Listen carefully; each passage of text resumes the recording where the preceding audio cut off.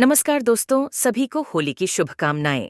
तो आज की वीडियो में हम आपको बताएंगे कि आखिर होली पर कौन से रंग लगाना बहुत ही शुभ होता है और 7 रंगों में महत्व के बारे में भी जानेंगे।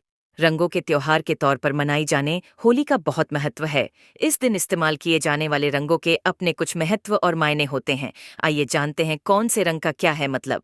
होली का पर्व रंगों का पर्व माना जाता है, बुराई पर अच्छाई के जीत के तौर पर मनाए जाने वाले। इस पर्व पर लोग अपने सभी गिले शिकवे भुलाकर प्रेम और सद्भाव के साथ एक दूसरे के साथ रंग खेलते हैं। जाता है फाल्गुन माह की पूर्णिमा तिथि को पड़ने वाले इस पर्व के दूसरे दिन आज रंगोत्सव मनाया जा रहा है। आज के दिन लोग बड़े छोटे और अमीर गरीब का भेद भुलाकर लोगों के साथ रंग वाली होली खेलते हैं। होली के अवसर पर जिस रंग को खुशियों का प्रतीक मानते हुए हम सभी एक दूसरे के साथ खेलते हैं, उसका सनातन परंपरा में बहुत महत्व माना गया है। होली के दिन प्रयोग किए जाने वाले हर एक रंग का अपना न सिर्फ धार्मिक और आध्यात्मिक महत्व भी होता है। आइए जानते हैं कौन से रंग के क्या है मायने इस्तेमाल करते हैं। धार्मिक नजरिए से लाल रंग बहुत शुभ माना जाता है। इसे ऊर्जा, प्रेम और उत्सव का प्रतीक माना जाता है। इस दिन अपने प्रेम और प्यार के भाव को प्रकट करने के लिए लाल रंग का इस्तेमाल लोग अधीन करते हैं।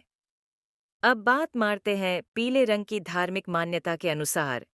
पीला रंग सुख, समृद्धि और यश का प्रतीक माना जाता। मान्यता है कि पीला रंग शांति, ऐश्वर्य, आरोग्य का प्रतीक होता है। किसी भी शुभ कार्य में पीले रंग का प्रयोग किया जाता है। ऐसे में होली के दिन भी इसका इस्तेमाल करना शुभ होता है। अब बात करते हैं केसरिया रंग की। माना जाता है कि केसरी रंग का इस्तेमाल तन मन के निरोगी होने का प्रतीक होता है। धार्मिक दृष्टि से देखें तो ये ज्ञान, तप, संयम का रंग माना जाता है। इसके अलावा इस रंग को बलिदान के स्वरूप में भी देखा जाता है, इसलिए इस रंग का इस्तेमाल भी लोग होली के दिन करते हैं। नीला रंग, जिस प्रकार आसमान और समुद्र विशाल हैं, उसी तरह नीले रंग को विशालता का प्रतीक माना जाता है। माना जाता है कि नीला रंग अपने भीतर तमाम अलग अलग रंगों अपने अंदर समाहित कर लेता है। इस रंग भगवान श्री कृष्ण से जोड़ा जाता है। हालांकि इस रंग को होली में अधिक मात्रा में नहीं देखा जाता है। तो चलिए अब बात कर लेते हैं हरे रंग की। हरा रंग सुख, समृद्धि और शांति का प्रतीक माना जाता है। क्योंकि यह रंग प्रकृति से भी जुड़ा हुआ है, इसलिए इस रंग की महत्वता और बढ़ जाती है। हरा रंग प्यार और संतुलित जीवन को दर्शाता है। यह रंग आपके जीवन में नया संचार करने का काम करता है। साथ ही रंगों का त्योहार कहा जाने वाला ये त्योहार बहुत ही शानदार होता है। इसलिए आप सभी लोगों से बागेश्वर धाम सरकार ये अपील करते हैं कि होली सुख और शांति से मनाएं और अपने घर परिवार का ख्याल रखें।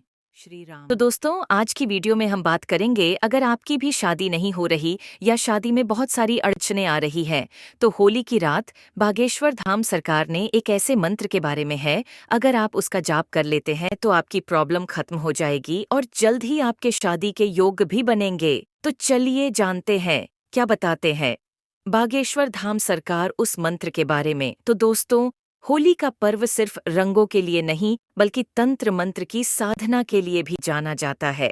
ऐसे में होली की रात सभी मुश्किलों से बचाने और मनोकामनाओं को पूरा करने चमत्कारी मंत्र होते हैं। फाल्गुन मास की पूर्णिमा के दिन खेली जाने वाली होली का सिर्फ रंग और उमंग से ही नहीं बल्कि देवी देवताओं की साधना और आराधना से भी संबंध है। हिंदू धर्म में होली पर किए जाने वाले कई ऐसे उपाय बताए गए हैं जिन्हें करके आप अपनी हर मुश्किल को दूर और मनोकामना को पूरी कर सकते हैं। सनातन परंपरा में तमाम तरह की मनोकामनाओं को पूरा करने के लिए मंत्र जप को महाउपाय माना गया है। आइए जानते हैं कि इस होली पर कष्टा से मुक्ति और मनोकामनाओं को पूरा करने वाला कौन सा मंत्र आपके लिए सबसे उत्तम है और उसे किस विधि से जपना चाहिए। यदि आपकी शादी की उम्र हो जाने के बाद भी अब तक विवाह का योग नहीं बन पाया है या फिर आपके विवाह में अक्सर कोई न कोई अड़चन आ जा रही है, तो आपको मनचाहा जीवन साथी पाने और शीघ्र विवाह के लिए होली की रात को छठ मंगनी पट शादी का महाउपाय जरूर करना चाहिए।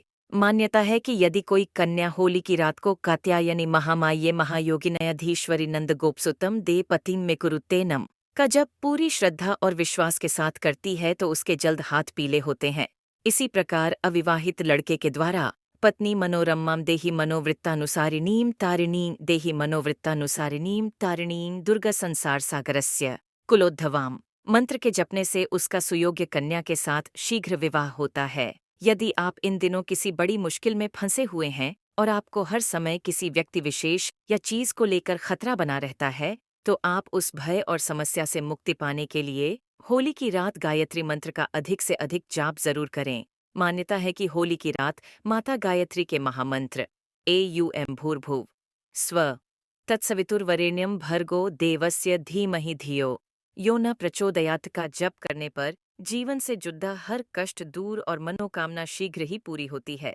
सनातन परंपरा में शिव को कल्याण का देवता माना गया है, जिनकी साधना न सिर्फ सरल है बल्कि शीघ्र फलदायी भी मानी गई है। देवों के देव महादेव की पूजा में महामृत्युंजय मंत्र को रोग शोक से मुक्ति दिलाने वाला माना गया है। ऐसे में अपने जीवन से जुड़े सभी रोग शोक और शत्रुओं से मुक्ति पाने के लिए इस होली की रात भगवान शिव के महामृत्युंजय मंत्र का जाप करना भी बहुत शुभ होता है। रंगों का त्योहार यानी होली बस आने ही वाली, लेकिन अगर आप भी होली में भाग ले रहे हो या फिर होलिका दहन पूजन में भाग ले रही, तो आपको थोड़ा सावधान होने की जरूरत है, क्योंकि बागेश्वर धाम ने कुछ ऐसे लोगों के बारे में बताया जिनको होलिका दहन में भाग नहीं लेना चाहिए। उसके बाद भी अगर आप ऐसा करते हैं तो आपका जीवन संकट में पड़ सकट। तो दोस्तों, अगर आप पहली बार होलिका दहन की पूजा करने जा रहे हैं या फिर आपकी हाल ही में शादी हुई है, तो आपको इस साल होली से पहले की जाने वाली होलिका की पूजा से जुड़े ये 5 जरूरी नियम जरूर जान लेना चाहिए। तो चलिए जानते हैं। धर्म में फाल्गुन मास की पूर्णिमा पर जलाई जाने वाली होलिका की पूजा एवं दहन का न सिर्फ धार्मिक बल्कि ज्योतिषीय महत्व भी होता है। पंचांग के अनुसार इस साल होलिका दहन 24 मार्च 2024 मंगलवार को सायंकाल 6:24 से रात्रि 08:61 बजे के बीच शुभ मुहूर्त में किया जाएगा। हिंदू मान्यता के अनुसार जिस होलिका दहन की पूजा, उसकी अग्नि और राख का संबंध तमाम तरह की मुसीबतों को दूर करने और सुख सौभाग्य को पाने का माध्यम माना गया है, उसी होलिका की पूजा और उसे देखने को लेकर भी कुछ विशेष हिदायत भी दी गई है। बात करते हैं किन महिलाओं को होलिका दहन नहीं देखना चाहिए। ऐसी महिला को नहीं देखना चाहिए। होलिका दहन हिंदू मान्यता के अनुसार जिन कन्याओं की नई शादी हुई हो, उन्हें विवाह के बाद पहली होली पर भूलकर भी होलिका दहन की न तो पूजा करना चाहिए और न ही उसे जलते हुए देखना चाहिए। मान्यता है कि जलती हुई होलिका को देखने पर उसे दोष लगता है और उसके सुख कमी आने की आशंका बनी रहती है। हिंदू मान्यता के अनुसार किसी नवविवाहिता द्वारा होलिका दहन देखने पर उसकी सुखद कामनाएं भी उसी होलिका की आग में जल कर राख हो जाती हैं। दूसरे नंबर पर हम बात करते हैं सास बहू को एक साथ नहीं करनी चाहिए होलिका पूजन। हिंदू मान्यता के अनुसार भूलकर भी बहू को सास के साथ होलिका दहन की पूजा करने नहीं जाना चाहिए। सास बहू का एक साथ होलिका को देखना और एक साथ पूजा करने को बड़ा दोष माना गया है। मान्यता इस नियम की अनदेखी करने वालों के यहाँ सास और बहू के रिश्ते में खटास आती और उनका आपसी प्रेम और सामंजस्य कम हो जाता है। सनातन परंपरा में गर्भवती महिलाओं के लिए पूजा पाठ से जुड़े हुए कुछ विशेष नियम बताए गए हैं, जिनका पालन करने पर उसे स्वस्थ और सुंदर संतान की प्राप्ति होती है, जबकि उन नियमों की अनदेखी करने पर परेशानियों का सामना करना पड़ता है। होलिका दहन को लेकर भी गर्भवती महिलाओं के नियम बनाए गए, जिसके अनुसार न तो उन्हें होलिका दहन की पूजा और न उसे जलते हुए देखना चाहिए। मान्यता है कि दहन से लगने वाले दोष का गर्भ में पल रहे बच्चे पर बुरा असर पड़ता है। नवजात बच्चे को लेकर भूलकर भी न करें होलिका की पूजा। होली से पहले किए जाने वाले होलिका दहन को देखना और पूजा करना भले शुभ माना जाता हो, लेकिन नवजात शिशु के लिए यह बड़े दोष का कारण बनता है।